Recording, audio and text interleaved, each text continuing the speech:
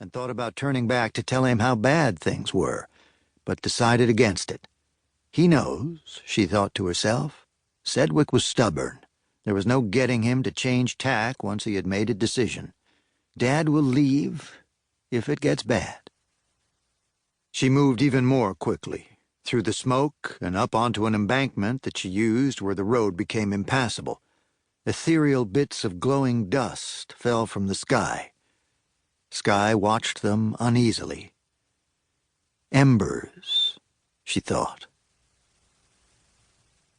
It was approximately 9:30 a.m.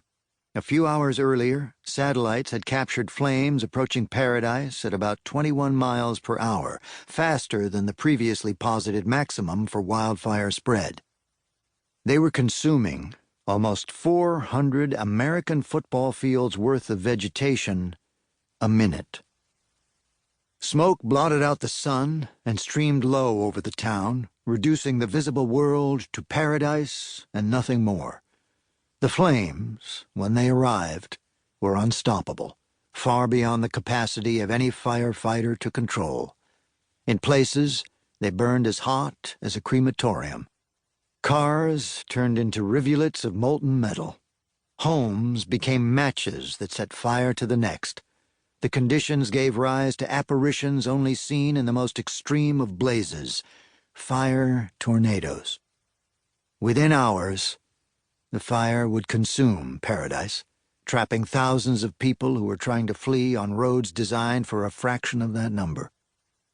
Emergency responders would mount a heroic defense and rescue operation that included at its peak 5,500 firefighters and 600 engines.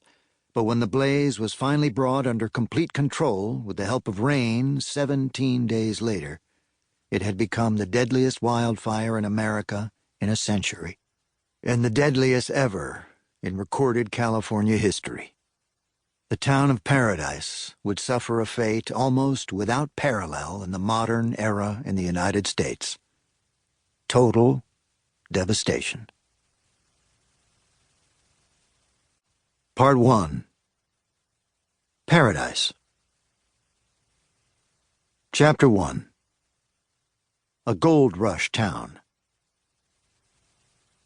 John Sedgwick and his daughter Skye had spent the summer not talking to each other, an impressive feat considering they lived together. It had started, as arguments often do, with something banal.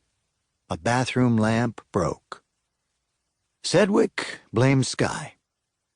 Nobody does the silent treatment like a Scorpio, Skye, a Libra, would think. But finally, after a long, hot summer on the Paradise Ridge and 3 months of separate meals, Skye had written a note to her father. "Heaven forbid something happens to either of us when we're not speaking to each other. You and I both know life is short."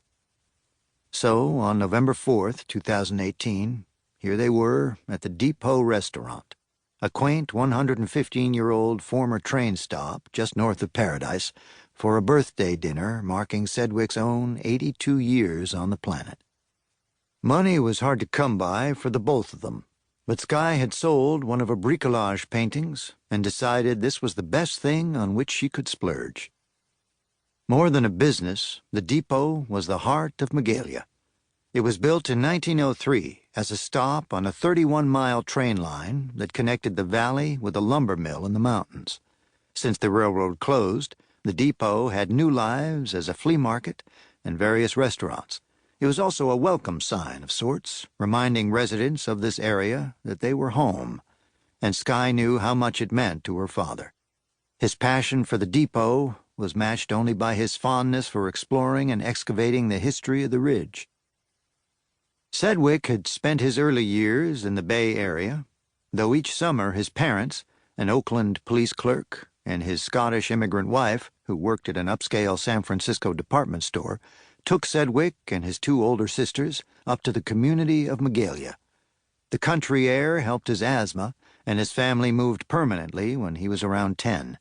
He still lived in the same home, a cabin that had been built sometime around 1906. It was so venerable, at least for this part of the country, that the family couldn't find a proper record of its construction with the county assessor. With its